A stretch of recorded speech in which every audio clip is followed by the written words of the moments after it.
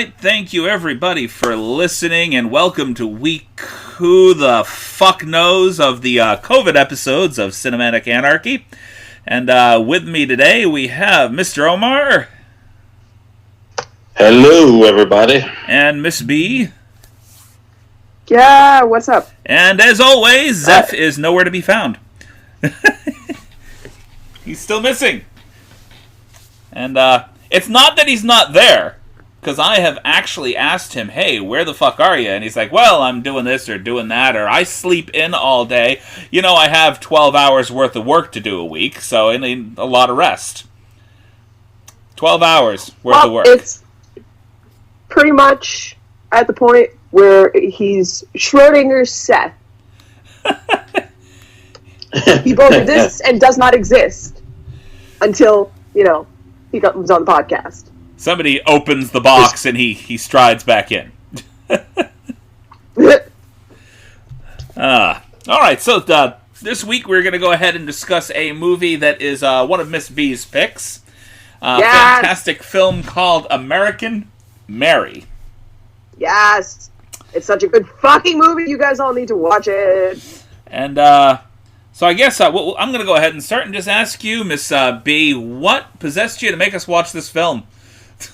Alright, so, like, I watched it years ago when I was, like, hanging out with some friends, and I was like, this is a great fucking movie, but I never ended up actually, like, finishing it with my friends. I don't know, some shit happened, we got drunk or something, and fucking, like, passed out or whatever. I never ended up finishing the movie with my friends. But I ended up, like, watching it by myself later on, and I'm like, this is a great fucking movie. This is a movie that, like, not a lot of people fucking talk about. Very true. I mean, it was one of those films that definitely flew under the radar. I don't think it was super obscure. I don't think it got a popular release or in theaters or anything to that nature. It was like direct to DVD, if I'm not mistaken. I was very surprised. I never heard about it before. Myself, I liked it. I enjoyed it. It was very entertaining, especially because of the whole, you know, body mod and stuff. It's a topic that is not widely gone into any type of entertainment, really. Yeah, right. They don't have a lot of stuff about it. Let me see here. The way she, like, played Mary and, like, how she reacted to all of the situations, like, I fucking, like, I see what you're talking about with, like, plot holes and shit and, like, how she's making mistakes everywhere. But she's also not a trained killer. No, she was lost her trained mind. Surgeon, not trained killer.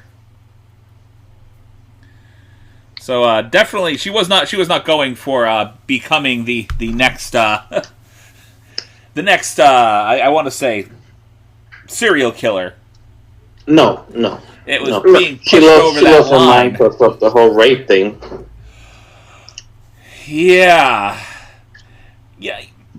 Not for nothing. I think we've had this discussion before on the podcast. I think way back with was it Contagion?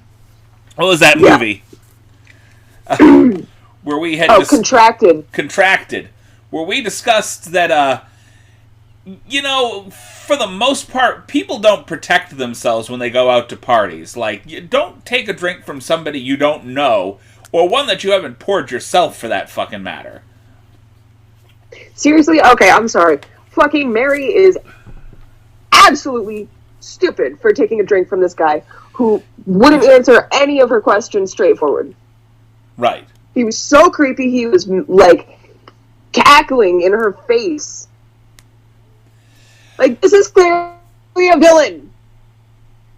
Yeah, he definitely didn't look to me like a guy that I would accept a party invite from, let alone a fucking drink. No, yeah. She accepted the invite from her teacher. Who, by the way, why the fuck does her teacher have her phone number and is calling her? Why fucking flip the fuck out on her specifically? Like, she's paying for college out of her own fucking pocket. What little I heard from that fucking teacher before she went to the party, honestly, none of that makes me feel Like, hey, yeah, I want to go and party with this guy. Or attend anything with this guy. Yeah, right? Fucking... No, dude, like... It doesn't make any sense. Why does this teacher have her fucking information? Why is he, like, tearing her new asshole for missing his lectures? It's not like it's fucking any skin off his back if she fucking passes or fails. No, and honestly, he seems to kind of ride her ass for every little thing, even though she's very much on top of everything. Speaking of skin off his back...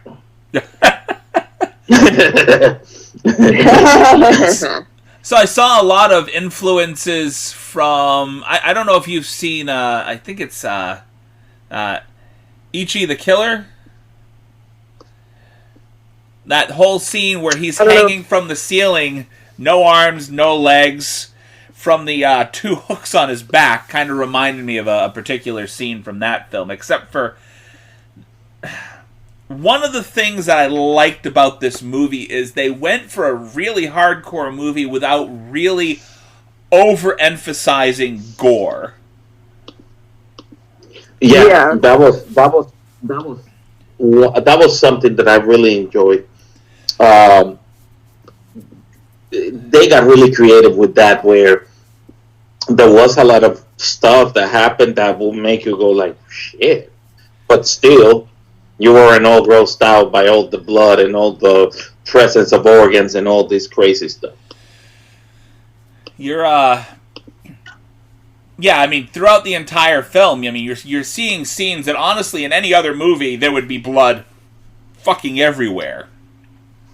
And they really downplayed the gore, and upplayed the intensity of certain scenes because of it. I don't know. I think downplaying the gore really, really, really helped this movie, and because it allowed them to emphasize the dramatic parts, the suspense, the what's next element. Yeah. Because usually the gore is used in a lot of ways as a crutch for some movies. Honestly, Catherine Isabelle is probably one of my favorite... I don't want to call her an A-lister by any stretch of the imagination, but, like, she always seems to... She pops up in certain movies, and she always seems to just sort of bring up the level of whatever movie that she's in. Like, this movie is completely filled with no-name actors and actresses throughout the entire film, and she definitely brings something to it that, had she not been cast in that role, the movie probably wouldn't have even been as well received as it was. Yeah. In spite of Miss Betty Boop, Miss Beatrice being probably one of my favorite parts of the film. She's such a fucking doll, bro. I love her. In almost every literal sense. I mean, even her face looks like a plastic doll. Yeah, but we all need a Beatrice in our life as far as, like, emotional support goes. Somebody that's she's the GOAT. That's just that positive all the time, you know? Yeah.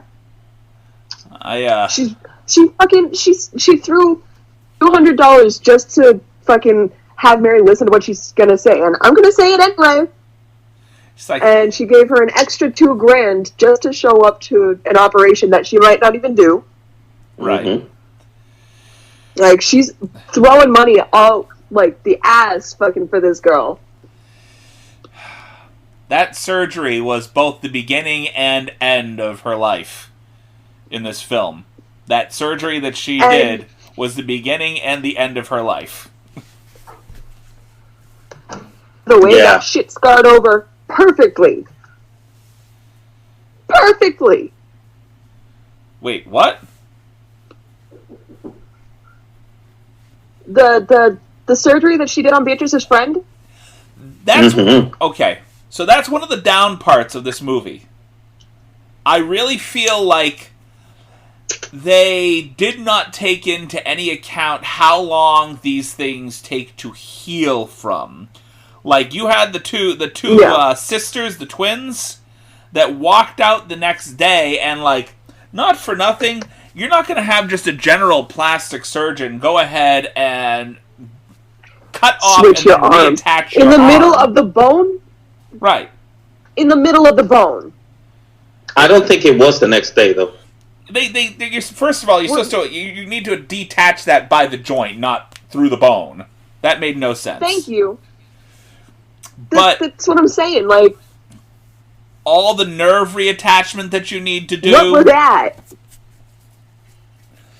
You know, there's a lot of work to be done there. That's not a 2-person job by any stretch of the imagination. No. And that's not plastic surgery. So that's one of the things that I had trouble with, is that I think that they downplayed the amount of time that these procedures took to heal. Oh, definitely. They gave you really no... Like, there were plot holes. Oh yeah, there were plenty of plot holes in this movie. Yeah, but it wasn't a movie that's meant to be taken seriously. Pretty well executed for the most part. I think it was a very entertaining film, and for a thriller, kind of a horror thriller, it was very tasteful. I enjoyed it. Yeah. I think, like, as a vengeance film, there was very little vengeance really in this film. It was like just that one guy that she decided to, the guy that raped her teacher, that she really wanted to fuck with, and then everything else just sort of led her towards extreme body modification after that initial experience. I mean, can you blame her? The community's a lot more supportive than her fucking school was. Well, definitely agree. That school actually employed some serious fucking scumbags. As the police officer was regaling her with tales of there being these horrendous parties, them exploiting the students sexually.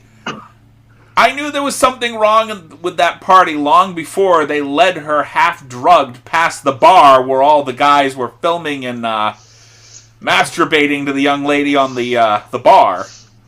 Yep. Mm-hmm. And then I was like, yeah, there's nothing good that's going to happen from here. You know?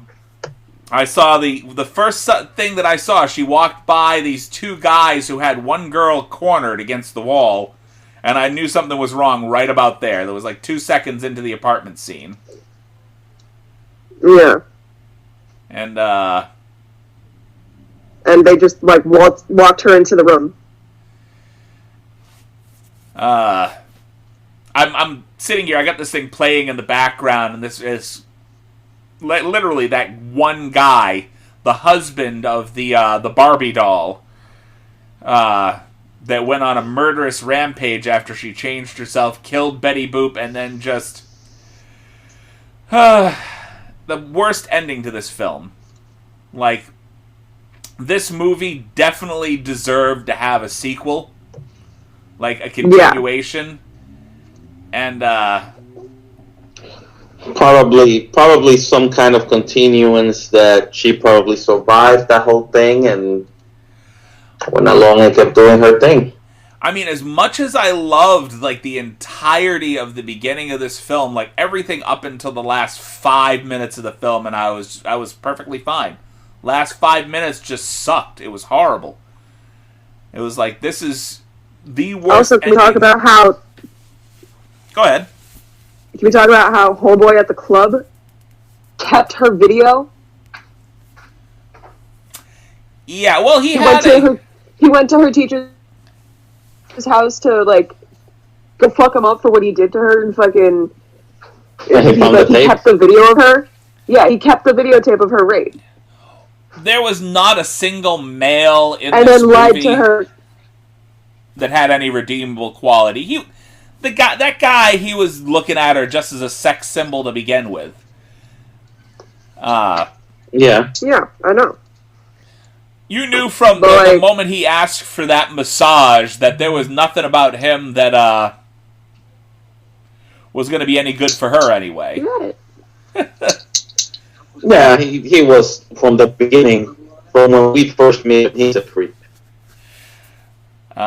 yeah, I'm now having a little problem with the audio. You just completely and utterly digitized out there. I have no idea what you said, Omar.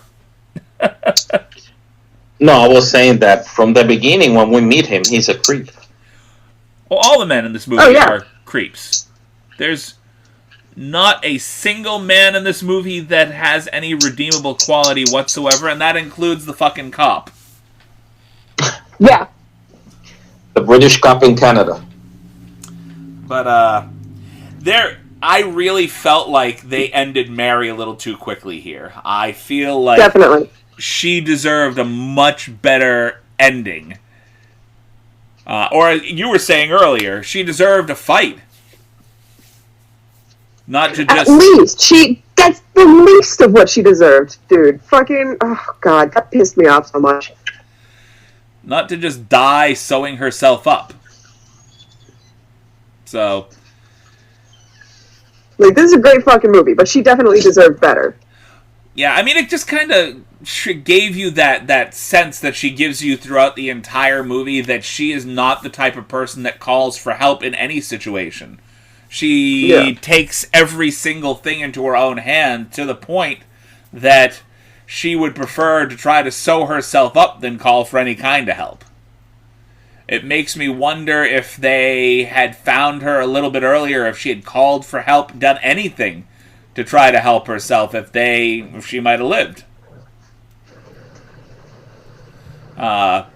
Also, not for nothing, really sloppy taking pictures of your teacher and then putting it in a book for yourself. Honestly. Come on, it's Serial Killer 101. Or putting it on a website? I mean, what good is that going to do for you, even as a body modification specialist? I guess she was... She was... I think at this time she lost it. She was definitely dealing with people that had some pretty extreme wishes in regards to body modification, so she might have been playing to those amputation fetishists. Yeah. There are people like that out there that have these fetishes that get them in this mental mindset, making them feel like they have to cut off limbs. Oh, dude, so I had this, like, phase where I saw this guy, I don't know if you guys have seen, like, the photos of it, but this guy who lost his arm made medic. In this movie? Okay, so hold on. Can you hear me? Yes. Mm-hmm. Okay, so this guy, he lost his arm, right? And he built himself a prosthetic that was just like it's a tattoo machine. Uh-huh. Oh, okay. And he tattoos with his prosthetic arm. Oh yeah, I saw that one. Yeah, for a while I wanted to get. I wanted to opt for, like, voluntary amputation and get a fucking tattoo gun arm. So... I mean, I'm glad I didn't, because, like, I'm not... Like that girl whose whole leg was a gun, you remember that one? Yeah, Planet Terror. Yes. That was one of my favorite films. That was Robert Rodriguez's film? Or did he I think so. Yeah, I think. Right, he did the... He did the was it Terror Planet or Planet Terror? And then... Planet Terror. Planet Terror, and then Death Proof was done by Quentin Tarantino. But it was both under the Grindhouse thing. Mm-hmm. Yeah, no, both fantastic films. Now, I could hear you perfectly fine with those earpieces in. The problem is that we're having a bit of an issue with video quality, so the audio's not coming over quite as well as it should. Oh, god damn it! That's really annoying. So it had nothing to do with the earpieces being it. It had everything to do with video quality. So... Yeah, I cannot wait till all this stuff is fairly well over and we can gather in houses again. Right. I at least trust that you guys are fairly conscious about your well-being, and you're not going out there and just rubbing yourself all over COVID infected folks. However, Zeph, I do not get that same feeling from. No, I mean, even last night, every weekend, he is constantly, hey, where's the party at? What are we doing here? Who wants to get together? Blah, constantly wanting to go out and do things with groups of people, and I'm like, dude, I know you're... No, honey, this is not it. Don't take your life in your own hand, and especially don't expect me to invite you over if things die down a little bit. Like, seriously, dude. Please, for the love of God, take care of yourself. He was outside my house the other day, and I couldn't come outside because I was working. But it's like, I appreciate that you're out there. I am not making my way downstairs because, I don't know. I can shout at you from across the parking lot. That's about it. No, I'm going over by yours, Chris. And I'm gonna tell you, come downstairs, watch me cough. Come downstairs while I turn my head and cough. No, I've been taking a lot of extra precautions. I don't have any actual medical insurance right now, so of course I'm not going to go out there without the gloves and the mask on and try to make sure that I take care of myself. But I'm looking around, and a lot of folks seriously do not give a fuck. No, they don't. And they're treating this like, hey, this is like any other fucking disease. I'm like, you know what? Not right. Tens of thousands of people have died. We're getting to the 100,000 mark pretty damn soon. We've shut down the country. And do you think that the billionaires shut down the country for any fucking reason? Do you think they cost themselves their own money? No. No. And I realize that that's the whole reason why we're opening up a lot quicker than I'd personally like. Mm-hmm. But, yeah, they're not doing it for us. They're doing it because they're fucking broke. Because the economy's dying. Yeah, that's a big fucking problem as far as I'm concerned. I think we're going to see another... By the fucking way, these stimulus checks...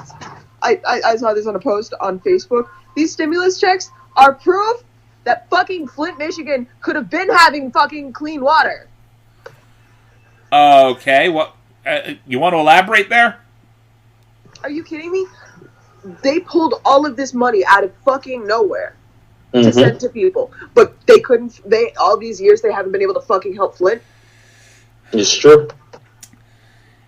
You gotta, pandemic hits and everybody else gets fucking taken care of, but Flint, Michigan still has fucking dirty water. You gotta look at what they're doing, too. I mean, they're pulling all this money out of practically nowhere to give people to do what? What are they looking to do? To spend money on... To keep the economy going. To do exactly what they want to do right here. Pardon me, I'm stumbling on my fucking tongue. The longer I'm in isolation, the more difficult I find it to articulate any particular sentence. I'm not talking with human beings often anymore. You are sentence challenged. Yes. No, what I'm saying is that the money they're looking to take, they're giving you basically government money that they're fucking pulling out of the middle of nowhere to put back into the pockets, not of really me or you, but to make sure that the people that have the big bucks, the ones running the companies, continue to get their money. So that their companies do not fail. Because you know what happens if those companies fail, right? We got to go back to a world of mom and pop businesses that people are, that's the big thing. So we rely so much on big box fucking stores like your Target, your Walmart, all these other massive, stores that are being run by, millionaires, billionaires. I guess Jeff Bezos of Amazon is about to become a trillionaire. The folks that own Apple, that's $1 trillion company already. Why? Mm-hmm.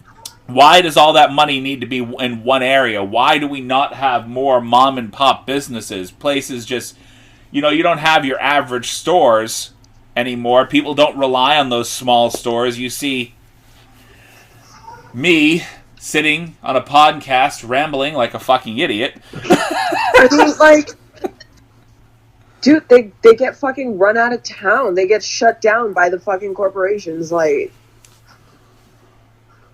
well, that's what I was. They can do if like these fucking Walmart and all these companies, like they took over the mom and pop businesses. Like they're cute and they're supporting the communities, but it's a lot easier to just get what you need from fucking Walmart. So I want to give you an example. I don't know if you guys have been to Georgetown, Mass, but when I was in a psych ward there. I worked at a psych ward there. I worked at Baldpate. I'm guessing same place? I was at Baldpate. Gotcha. So I grew up in Georgetown, and up until I want to say fairly recently, that was one of the few mom and pop kind of towns that you could go to, where you go into town and you had like the Georgetown pharmacy in the middle of the town that still had the old school soda fountain. Everything was like the old, one of those old school soda shops that had the pharmacy in the back, and it was pretty nice. And recently they started kind of going the other way, and so you have a Dunkin' Donuts in the middle of town, and you've got the pharmacy no longer exists in the dead center of town. They've torn that down, and now it's just the bank.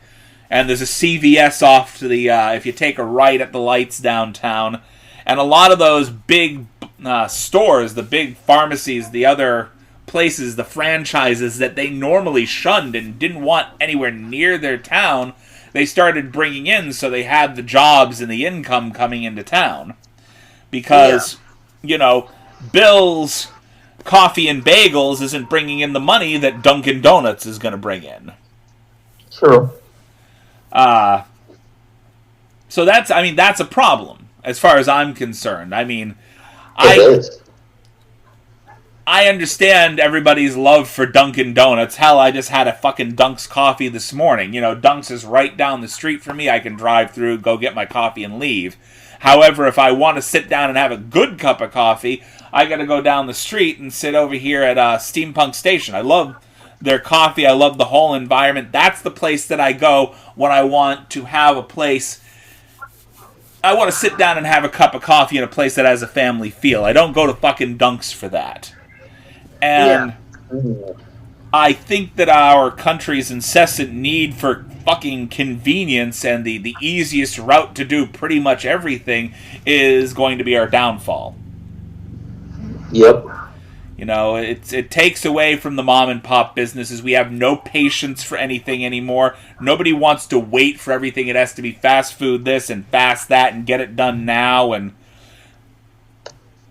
while I appreciate the idea of people being able to just bring my shit to my car for me, I kind of appreciate the idea of a community business a little bit. A mom and pop kind of coffee shop more than I do Dunk's, to be honest. It's give me convenience or give me death kind of culture. I can't lie. Sadly. I'm really bad with like impulsivity and fucking. If I get my mindset on like a project that I really want to do, I'll go out of my way to like start the project and try to get it done that day and not do it right because I need to get it done right now. Well, let me give you an idea of why Jeff Bezos is about to become the world's first trillionaire. As much as we were talking about that being a problem for us, convenience and price dictate to me. Like, I purchase a lot of Blu-rays. I was telling you about the stack of films that I got to watch today off the Blu-rays that I purchased, and if I were to go to the individual sites, like I go to Arrow Entertainment, there's Vinegar Syndrome, Criterion, if I go to those sites directly and try to purchase these Blu-rays or DVDs, it costs a lot of money to get those from them. Like a movie that you're going to spend $34 on from the Criterion Collection, I'm going to get for $27 on Amazon. And it's the exact same movie. So I'm not buying from the actual people that are creating these films and these Blu-rays. I'm buying from Amazon to get the discount, to pay less for it. Same thing with Walmart. It's an issue of convenience. So you're getting this thing at a lower price and you're getting it quicker. But like, I could go to the Crosby's over in Georgetown and have a family-run, grocery store, but I'm going to pay a higher price because they don't have the connections that Walmart does, and they're not a massive conglomerate, Wow, we ranted for a full 15 minutes about how pissed off we are about that stuff, and only 15 minutes on the actual movie itself. Oh my god. So, Crosby's Grocery Store. That's how I feel about American Mary. Yeah. No, I really did like that film. I mean, I enjoyed it. I feel like that should have been something that they could have taken out into a second film. I didn't like that they killed her off at all. So great film as far as I'm concerned up until the last 5 minutes, and I feel that they kind of screwed up killing her off as quickly as they did at the end there. Definitely. I really enjoyed because it was refreshing. It was something that is not often talked about. It's not a topic that is often approached. That all in itself got my interest. Because before I watched it, I read upon it, right? And I was like, ooh, really? Okay. I enjoyed it. I would like to see more tastefully done hard-edge films about extreme body modification. I think that they did a really good job. They did it tastefully in this movie, and IMDb said there was severe gore, and I'm like, this is not gory. It's not even close. Like, I've seen some gory fucking films. The gore is really more implied than presented. The goriest part is seeing her teacher hanging from the fucking suspenders. That's the skin of his back. That's it. Or maybe the arm. Maybe the arm. Which was obviously... There was a little blood when she cut open their eyebrows. Or the breast augmentation. There was a little blood there. Yeah. But like I said, it was all tastefully done. There was nothing there that would make you squeamish or anything to that nature. It was all very tastefully done. So, kudos to the director and the folks that made that film. It deserved to have a sequel, at least a sequel, if not a series. Yeah. I actually would love to see them make a series out of this. That would be dope. Like an American Mary television series. Yeah. Oh my god, yes, that would be. It's got to be handled. Fucking binge that for days. It's got to be handled by somebody who'd know how to do it right. Not quite as much a Netflix, but maybe like an HBO kind of thing. Yeah. So, I think the ladies who directed the movie, who happened to be in the movie, Jen and Sylvia Soska, they known them as the Twisted Twins. They directed that movie too. Yes. Probably they should do like a series like that. I would think they would be great at it. Or probably get together with the people of American Horror Story, and borrow some of that, the artistic concept on how they do things. But yeah, it should be dope to have a series about that. Somebody running a body mod clinic and how that came to happen. I mean, honestly, just this exact same plot without killing her off idiotically in the middle of the movie or the end of the movie. That was the worst part of the film. Like, why would you... It's like they couldn't figure out how they wanted to end the film, so they just said, we'll kill her off. Yeah, they ran out of ideas. Yeah, I think the ending was really just, like, sloppy. Right. I think you could do, like, just to put it out there, 4 or 5 seasons. And if they won, they could end it the same way, and it would have been... And it could, but do it differently. At least give her a fighting chance. Let her have some kind of, like, psychological warfare with the fucking detectives. Like, I feel like that final thing, there should have been, like, a fight scene between the husband and her where she just narrowly escapes, and as the police are descending on the place, she's literally just walking away. Like, in a cab, or just is gone. You know? Yeah. Mm-hmm. Like, she needs to be miles away as police are descending on this place, Yeah. But in the meantime, she was just bleeding to death there. So my final prognosis is I would probably give this movie about a 7.5 out of 10.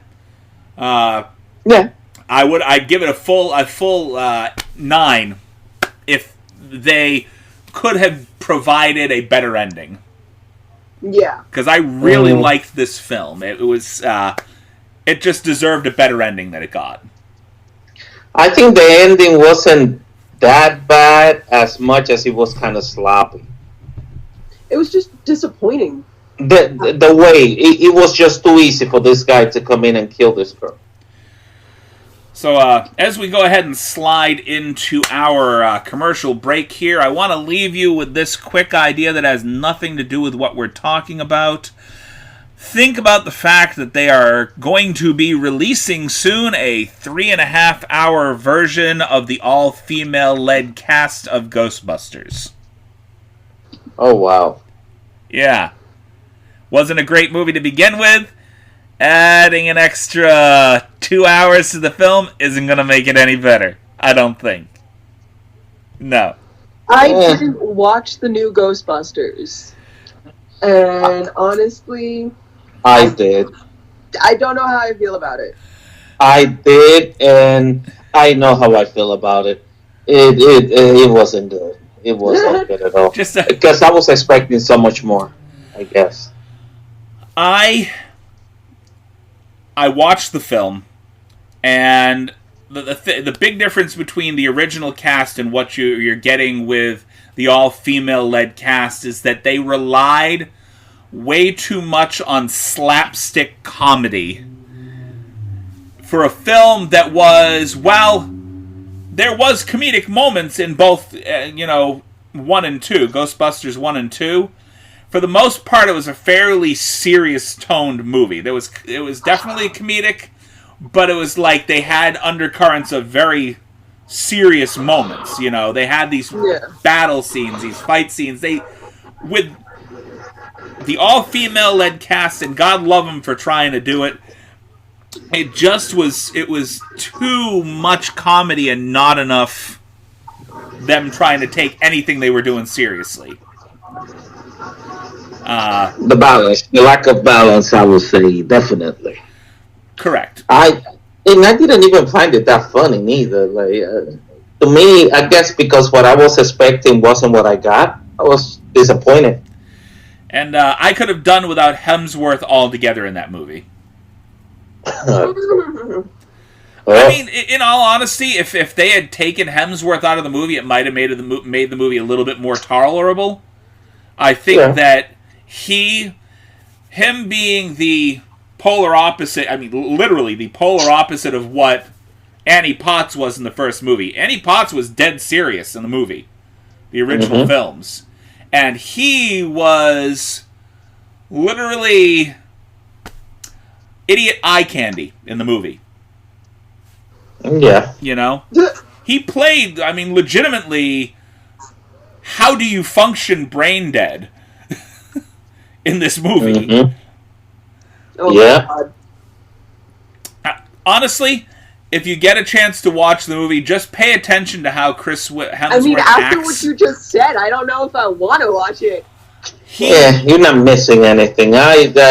You're never gonna get that little hour and change back.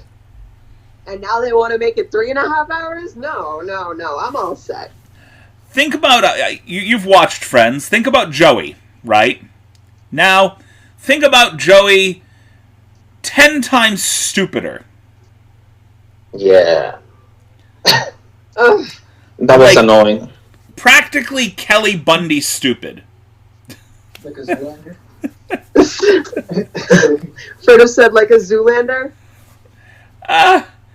Yeah, pretty much. He was, like I said, how do you function stupid? You know? How have you not died at this point? How do you not hurt yourself more daily? That kind of stupid. So I went to the theater. I went to the theater to watch that. Yes. And I felt so bad that when I got home, I watched the original Ghostbusters.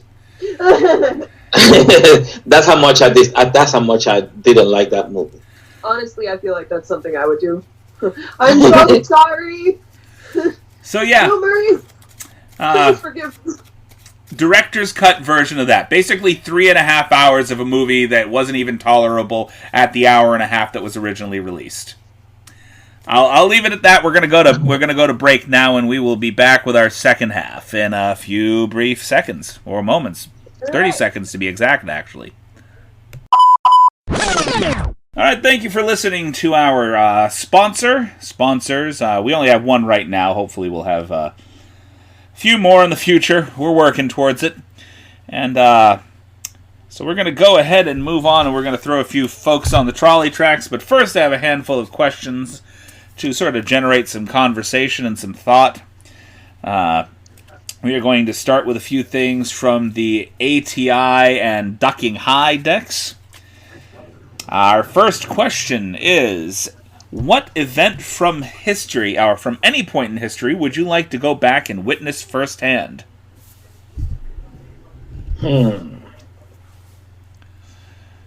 As a thinker, I'd like to witness the tearing down of the Berlin Wall. I was thinking about that too. Because I wouldn't want to go back and witness like wars or anything terribly medieval or gruesome. I think like the tearing down of the Berlin Wall was probably one of the more positive events in that I was alive to see, but didn't get to personally see.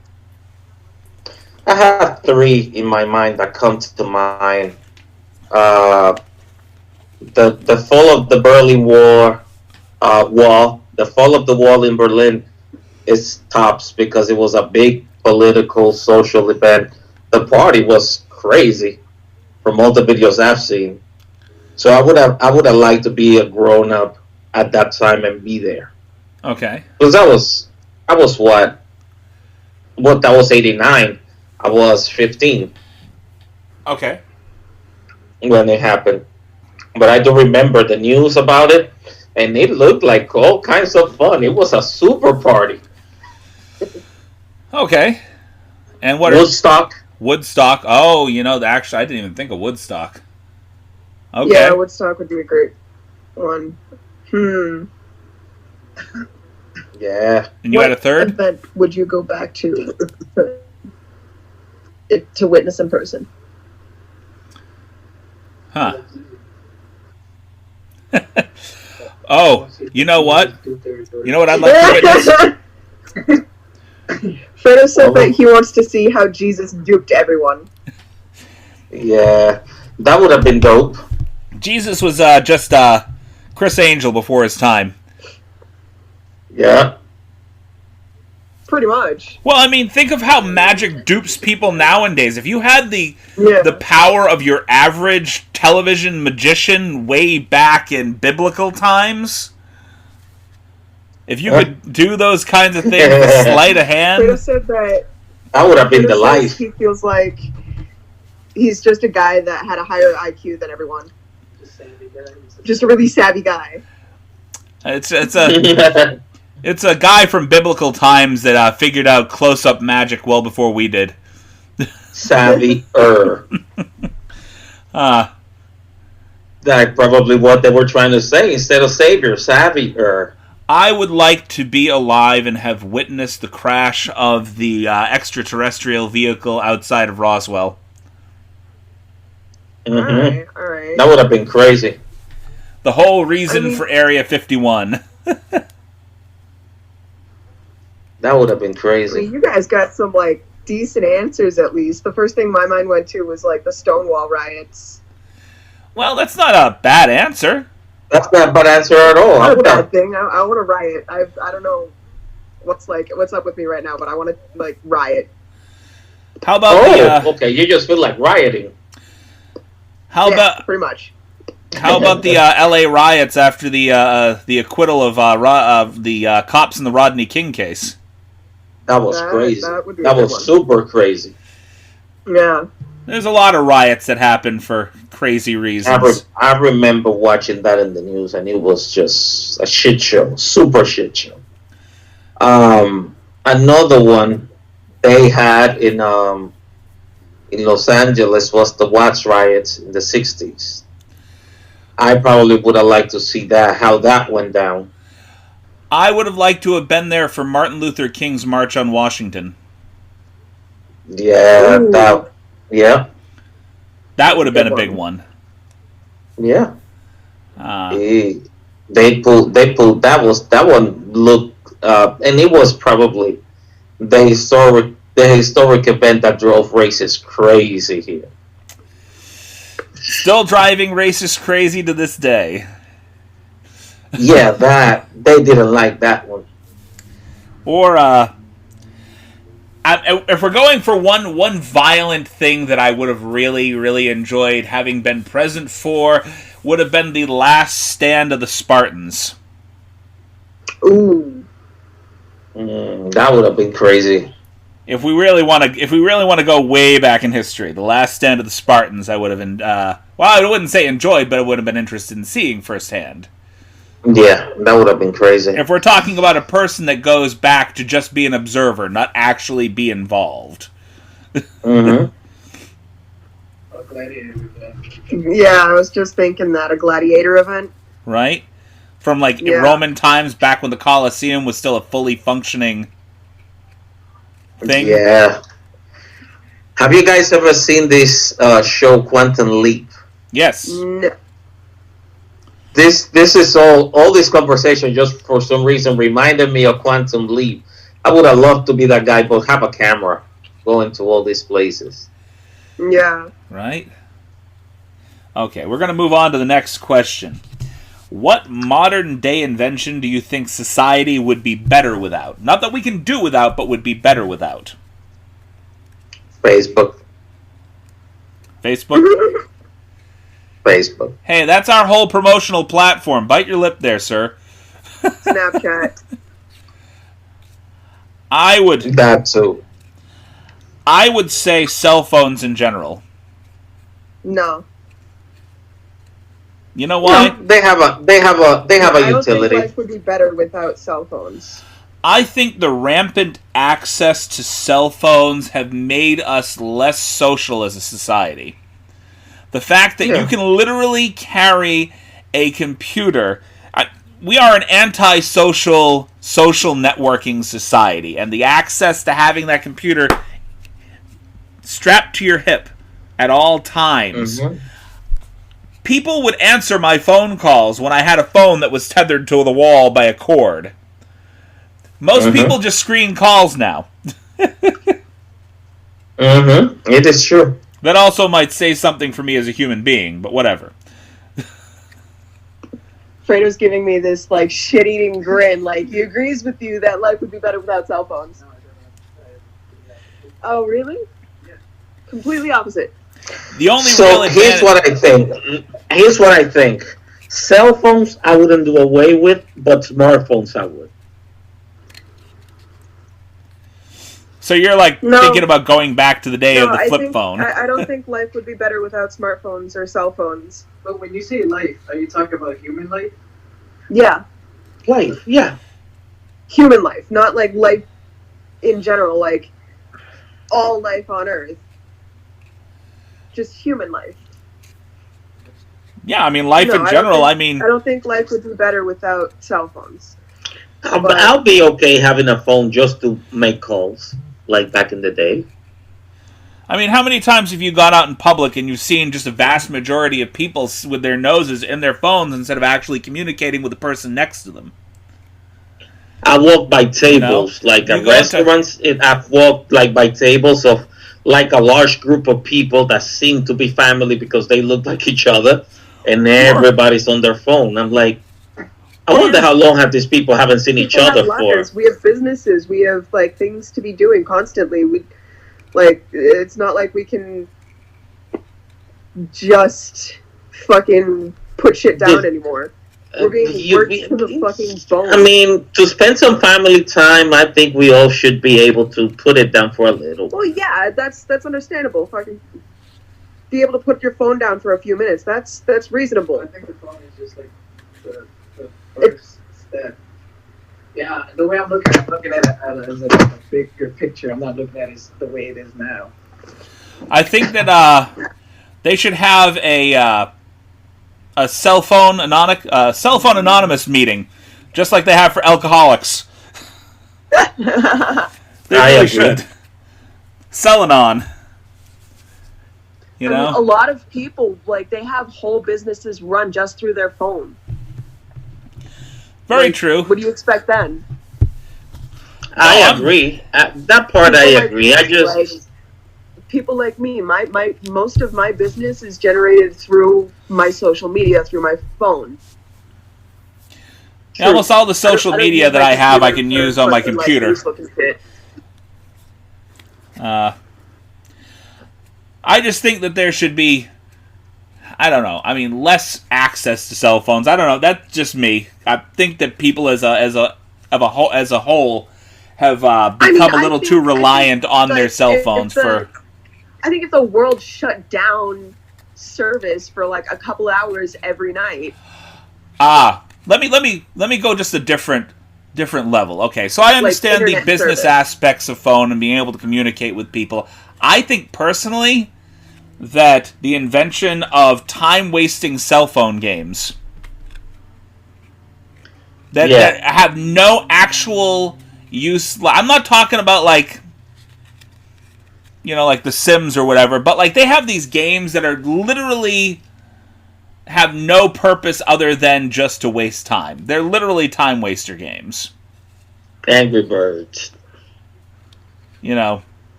The one where you cut enough fruit in the air. Angry Birds. Winter likes Angry Birds. That's like a kid's game. Come on. And the one that you slice enough fruit in the air. Fruit Ninja is my shit. Okay. I gotta admit myself, I'm an addict to wordscapes still, and sometimes I feel like I spend way too much time playing it. I get that though, because wordscapes is like it's stimulating for your brain. Yeah, man. Sometimes I spend way too much time. I'll be the first one to admit that. There's a lot of games out there that are just mindless time wasters that just have no purpose. You know? Well, yeah, you have your games like though. that. Sometimes you need mindless time-wasting games to just shut down and stop thinking about everything. That's what my PlayStation's for. I don't need it on my phone. I don't need to have that access while I'm walking down the street. I don't want to start up a whole new system just to like relax for a few minutes and not think about any kind of like strategy games or whatever. Okay, so what would you do away with? Not cell phones, that's for sure. Well, the thing is, because I look at cell phones like evolutionary, like as the human species. I think of it as the bridge between humans and machines, and when we're going to be symbiotic, when it's just going to be one thing, when there's no bandwidth between the two, and it's just us like communicating an emotion. I'm not going to have to tell you how I feel.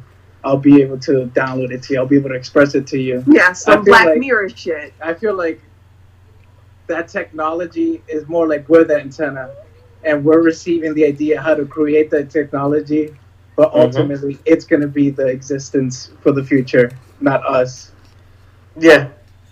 So think of cell phones, right now, yeah, it's a crude technology and the way it's abused, even for the way it's manipulated and stuff. But ultimately, I think it's going to be that it is the first step right now. Right now, your phone, I heard this somewhere, I forgot where I heard, but your phone has more of you right now than if you were to die.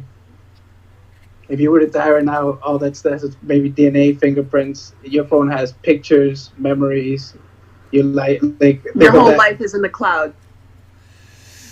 Well, I mean, pretty much anything that can be. If I were to get rid of something, I would get diesel cars that run on gasoline. Let's see how that goes for a while. Yep. Anything that runs on fossil fuel. That technology. Right. That's that technology. People will lose a lot of weight. Well, that's not necessarily true, because you're talking about getting rid of any kind of car that runs on diesel or fossil fuel. That still leaves electric cars. Yeah. So if we have the technology where that's no longer needed, we don't need it. Let's be honest. If you go back through the history books, there have been cars that have been created that run off of steam. They have cars that ran off of solar power. There are legitimately schematics out there that have been purchased by major car corporations and oil companies and buried because of the impact that it would have on the sale of oil. Exactly. Get rid of the sale of oil. Get rid of the fossil fuel industry, and you'll be able to expand more on the possibilities of what we could do. The capitalist pigs would not like that. Well, fuck the capitalist pigs. We don't need what? Oh, what? They'll be triggered. Let them be triggered. Okay, yeah, let them be triggered. I mean, exactly. You just have to put money in their pocket the way they see it. Incept their brain. Make it think it was their idea. Not for nothing, the rampant use of cars that burn fossil fuels don't do us any good. It just does good for the people that sell the oil. You know, it costs us money. I mean, the amount that you have to spend to fix these gas-guzzling cars on a continual basis, the gas that you have to put in your car, the maintenance that requires you to lube up your car on a continual basis, all these petroleum-based products that go into your car. Does that do you any good? No. It takes money out of your pocket and it puts money into the pockets of the people that sell the oil, that process the oil. So, really, if you're talking about electric-based cars, you're taking all that money away from them, and they're not going to allow that to happen, because who controls most of the world right now? Oil interests. People that are dealing with oil interests. Yeah. They're not gonna let that happen. Yeah. I don't even know what to say after that. I don't know what I would do away with now after fucking Fredo over here with his fucking insight. He's goddamn this man. Right?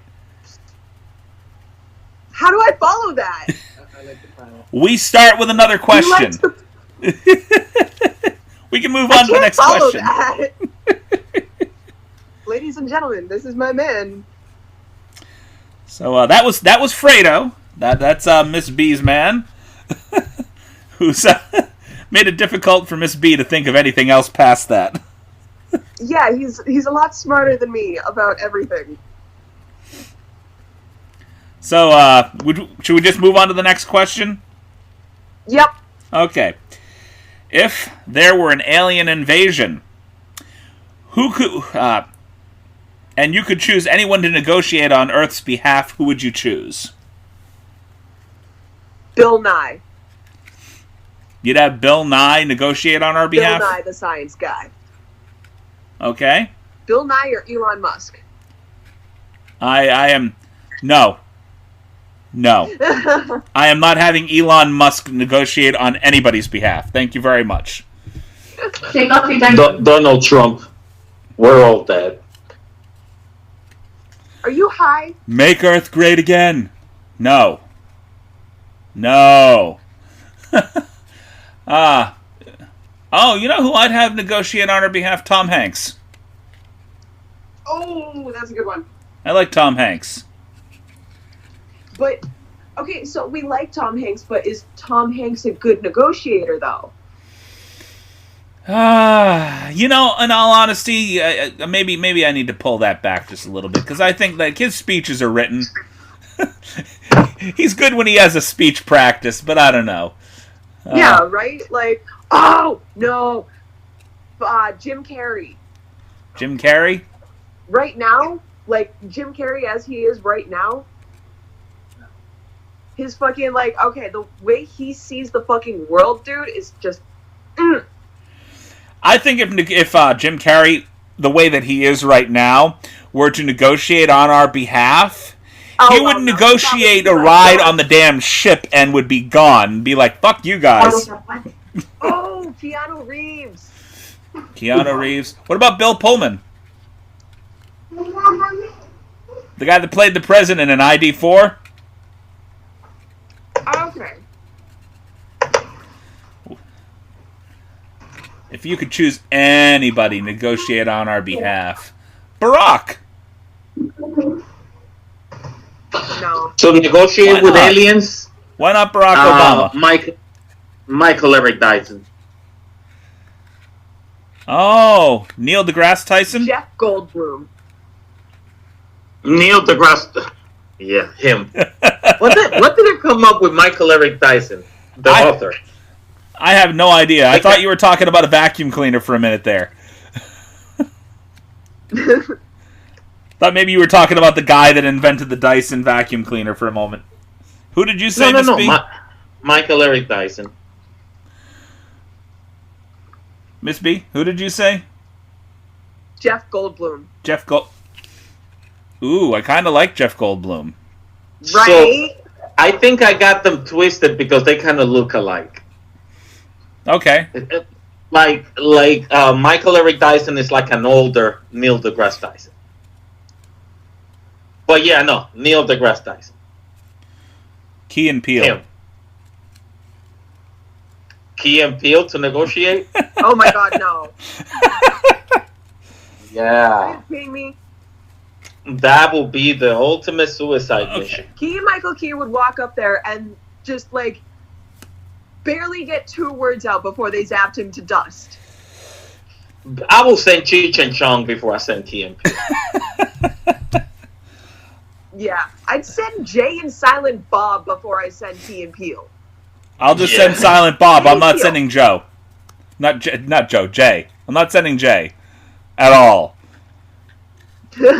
There's no reason to send him anywhere. I like Jason Mewes, don't get me wrong. He's funny as hell, but he's not negotiating anything for anybody. I'll send Dave Chappelle as Prince. Dave Chappelle as Prince? Yeah. The Prince character, game blouses. You send him as Prince, I'm sending him as Rick James. Ooh. That would be crazy, too. Oh, Do you have anyone in mind? probably. I think any of them will work except for Tyrone To Biggums. negotiate for Morgan Freeman. Freeman. We're missing Morgan Freeman. Morgan Freeman probably would. Morgan Freeman or Tim Robbins. Ooh, that's good. Like,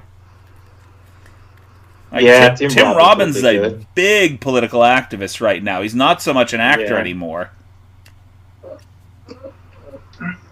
Hmm.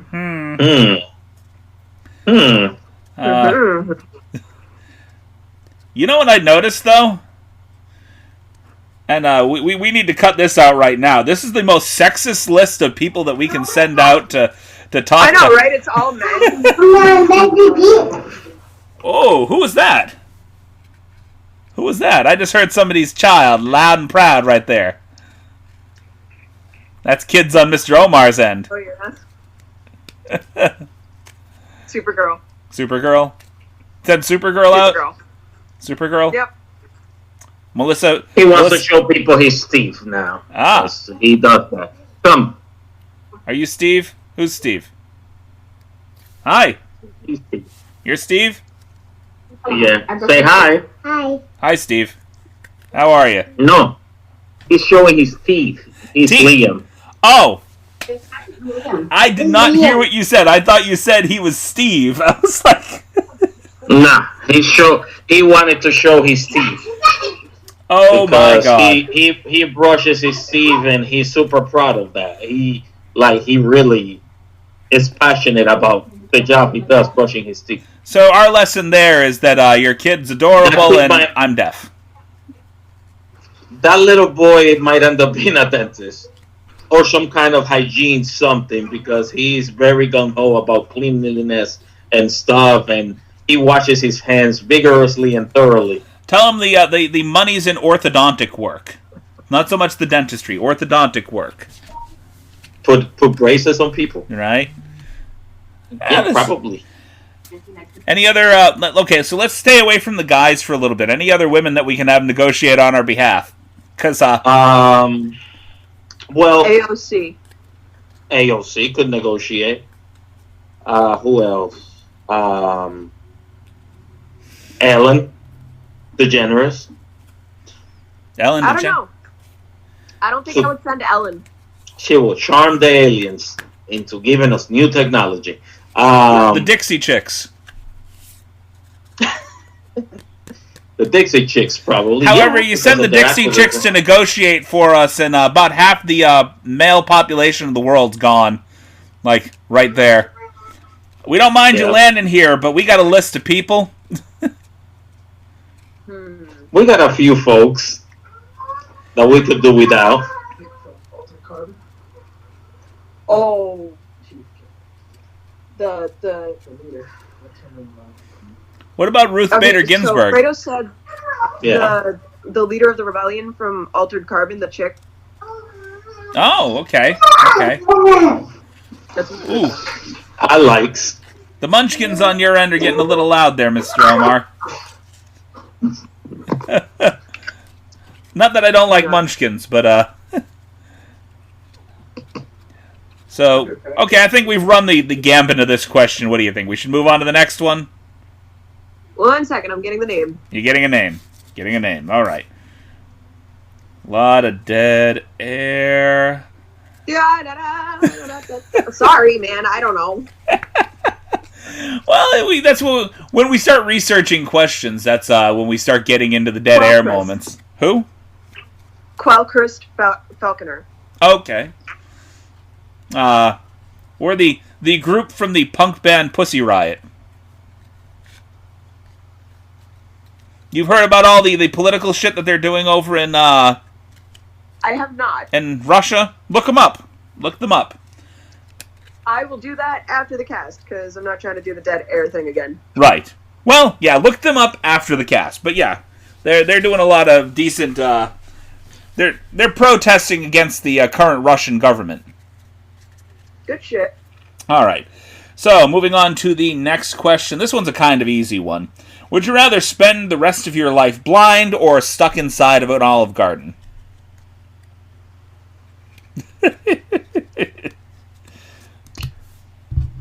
Blind. Right? Why would you want to spend the rest of your life in an Olive Garden? Didn't we, the last podcast that we had, didn't we trap one of our characters in an Olive Garden? I'm pretty sure we did. Can you get away from my chip? Like, there was literally... One of their quirks was that they could never leave Olive Garden, if I'm not mistaken.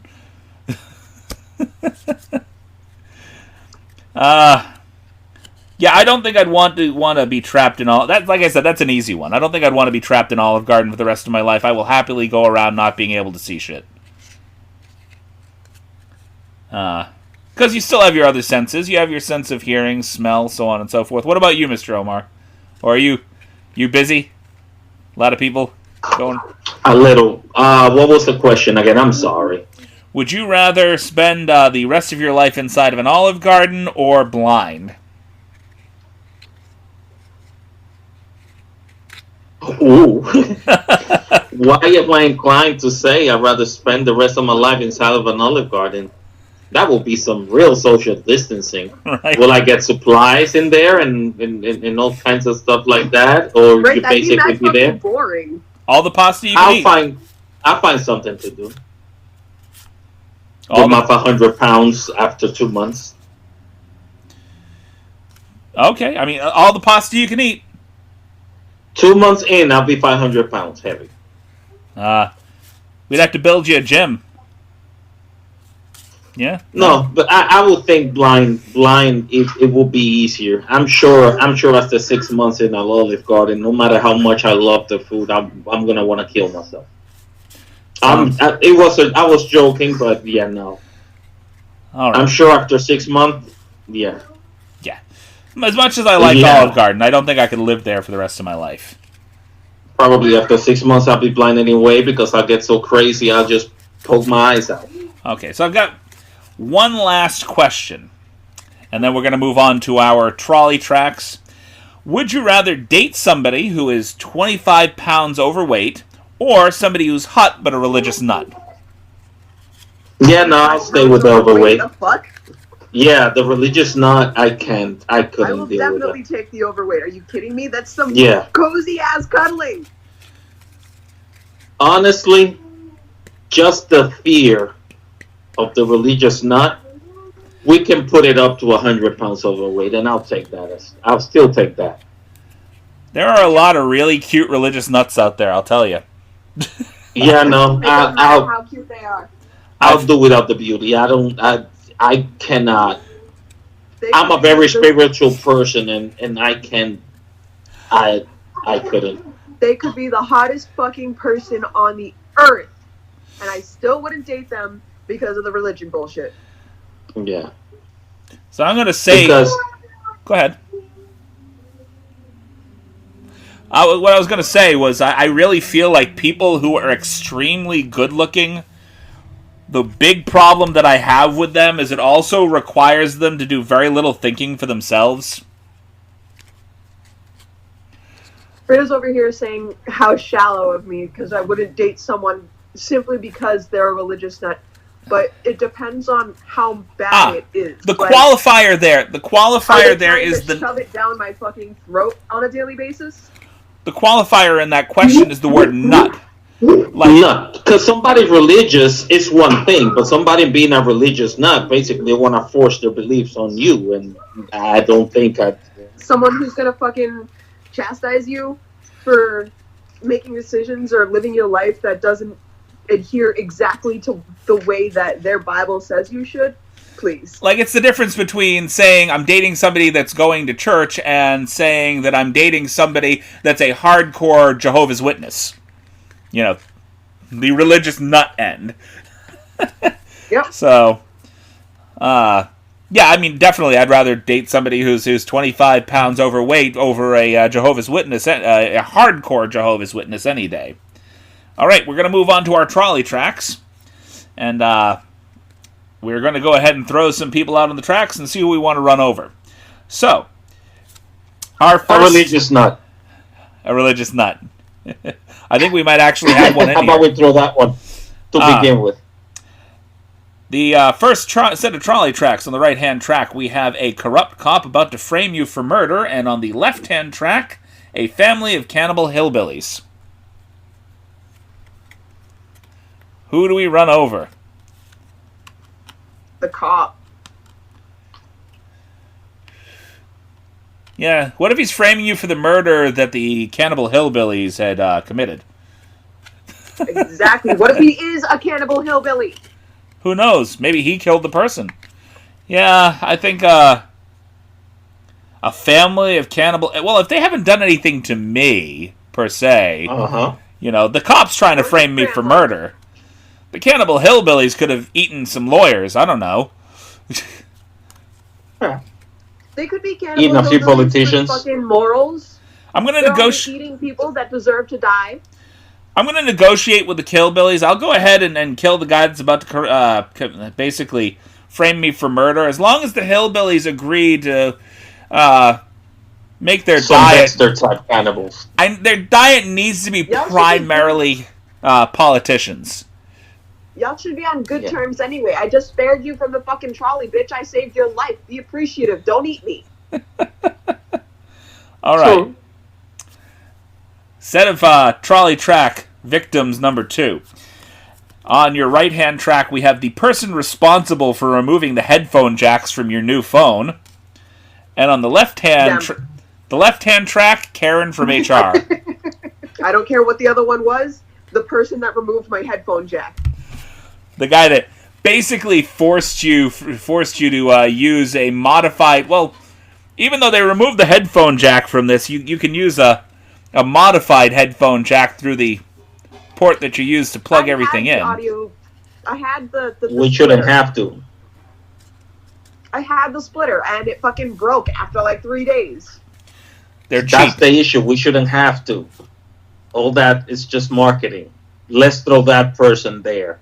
You don't understand what they've done to me personally, and a lot of stuff that I do with music by removing that jack from that phone.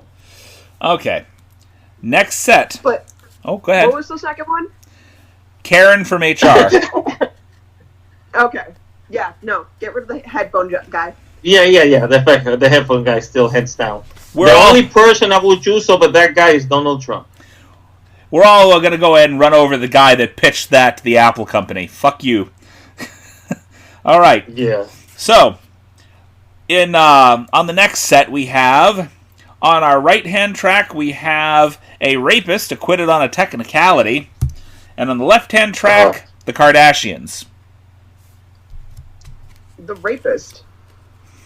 Granted, the Kardashians rape our televisions every day with their garbage show, but I'm not gonna fucking kill the Kardashians just because they're rich for existing. So, I lost a bet the other day that involved their show. Oh, okay. I couldn't do it for more than 10 minutes. I couldn't do it. To watch their show? You don't understand. My significant other is very creative with torture. I couldn't do it 15 minutes. I could not. I tried. I honestly think that it says something for our society, the decline of our society, that shows like that are as popular as they are. I'm not sure what it... Well, that it takes... I feel bad for humans. That it takes literally no intelligence to create or basically create an addictive show that people look up to the Kardashians. I know people that I work with people that idolize the Kardashians, and all I want to do is reach across the aisle and solidly headbutt every single one of them. I think it should be legal to headbutt anybody that loves the Kardashians. Huh? Who at work? Oh God, what is her name?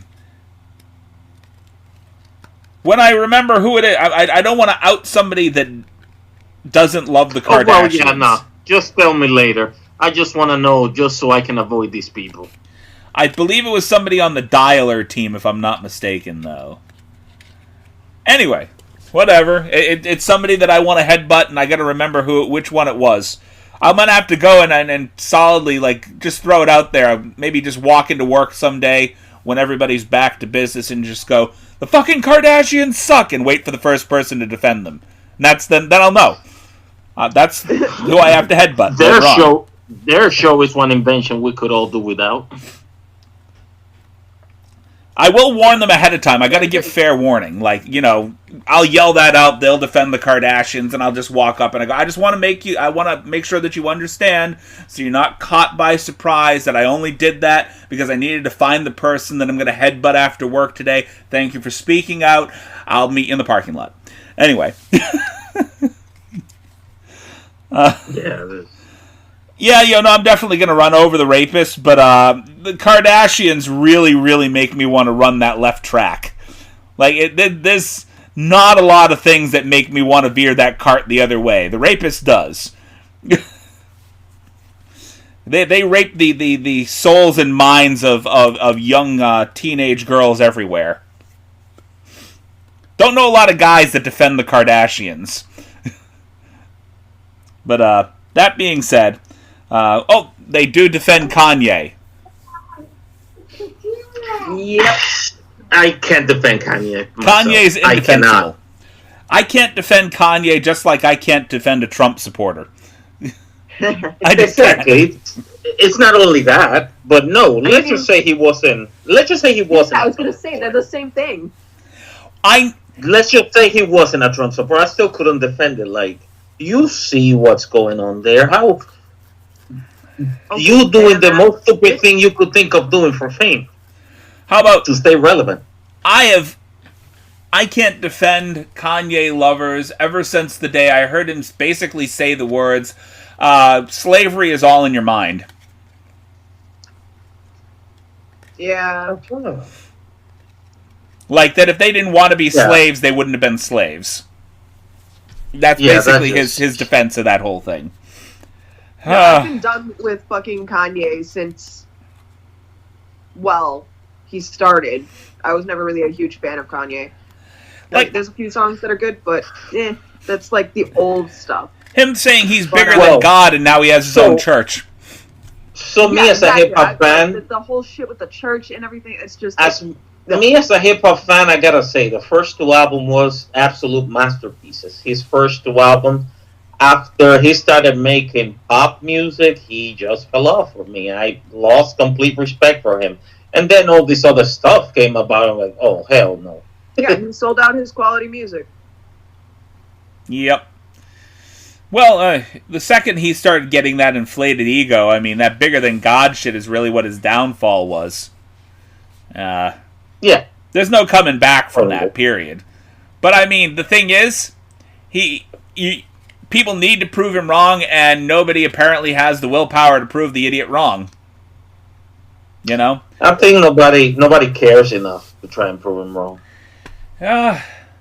Well, the thing is that the people want to be him.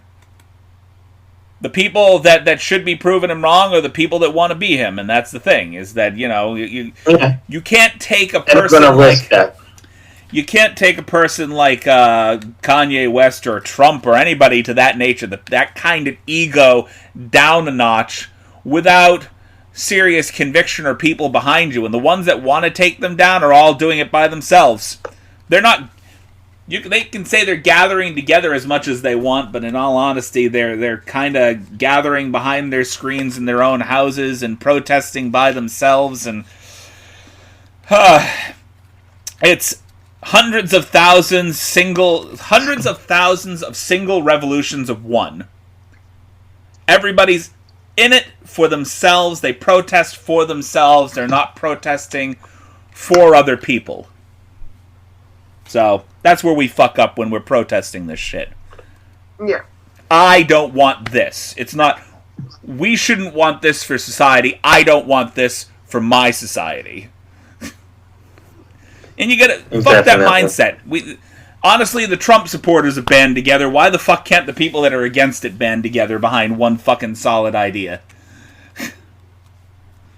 So, as much as I want to fucking bash Trump supporters, at the very least, it's organized stupidity. They're organized. We need to get fucking organized. And, yeah, it's true. Moving on from the stuff that should be on the Tea Time podcast on Wednesday. Yeah, right? Next set of people on the trolley tracks, we have a whole village of Amish people who don't believe in trolleys. Or, on the left-hand track, we have a hard-working father of 5. I mean, I'm running over I hate to say it, I'm running over the Amish people. Yeah. And it's just because if you don't believe in trolleys, building your shit on the trolley tracks doesn't make them not exist. Exactly. Not for nothing. However, I do have to say, hardworking father of 5, why are you playing on the tracks with your kids? Who said he was with his kids? He's just a hardworking father of 5. Oh, nope. Okay. He's with his kids. He is there with them, though. He's there on the picture with all his kids. He is there with his picture. However, the Amish family is literally building their cabin on the tracks. Yeah. They deserve That's that. a whole village. Like, Would you? he literally could just be crossing the tracks with his kids because there's nothing else around them.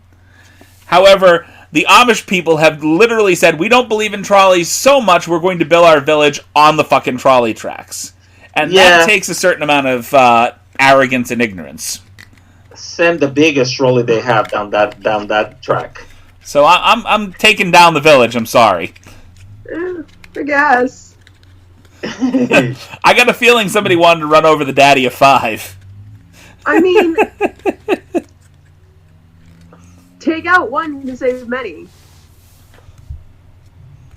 I see your point. It's 6 versus many. Yeah, exactly. That's the thing. You're running over the. Saying, it says a hardworking father of 5, not a hardworking father and his 5 kids. Right. Oh, I'm just going by what the card. The 5 kids are there. They're with him. So, I don't know what The kids witnessed just their father dying. Yeah, I don't know what they've stopped on the trolley tracks to discuss. The baby is literally sitting on the right rail. The baby is on the track, on the bottom there, just kind of stupidly looking up at his dad. Why have you put me down here, Dad? What the hell are we doing here? How do you know that this hard-working father of 6 hasn't taken his kids to the trolley tracks to off him because he doesn't want them anymore? He's a bad guy. He could be a really bad guy. You never know. And I'm still running over the Amish people. Hardworking doesn't make him a good person. Yeah. So I'm the only one taking out the Amish here. Trump works hard on his golf swing. Man, he's not a good person. Huh? Yeah, we don't need to. Well, I don't want to talk about Agent Orange anymore. I'm good. Thank you. Yeah. I'm good. Sergeant Cheeto Dust doesn't need to be spoken about anymore. We're good. Cheeto Jesus. We've committed to, I think, honestly, as a podcast, for both of our podcasts, we've committed too much time to him. Yeah. Yeah, he doesn't deserve all that. Because that's what he wants. He doesn't care if it's bad press or good press. He just wants people to talk about him. Because to people like that, all press is good press. He wants to be. Yeah. He wants to feel important. If he wasn't important, we wouldn't talk about him. So let's make him not important not important to us. Let's make it unimportant about it. Let's make him not important at all. Now I've thrown. You heard your little fumble of the tongue there. Once every podcast. No, you said no. I like it because it was actual words. It wasn't that you tripped over your tongue. It was like a fumble of words. Let's make it unimportant about it. Yeah. It sounded like when you hit a word on your cell phone and you then just keep hitting the next word. There were words there. They didn't exactly belong together in the same sentence, but they were all there. They all showed up. They did their job. Okay, we've got one last set, and we got three tracks this time. Okay. On the first track, we have 15 people waiting in the line at a soup kitchen. The second track, the world's greatest physicist. And on the last track, we have a team of diplomats on the verge of world peace. You need to take out 2 and leave 1. Who is the last man standing? I'm going to get rid of the soup kitchen. Okay, soup kitchen goes. What was the other one? What was the other one? We have the world's greatest physicist and a team of diplomats on the verge of world peace.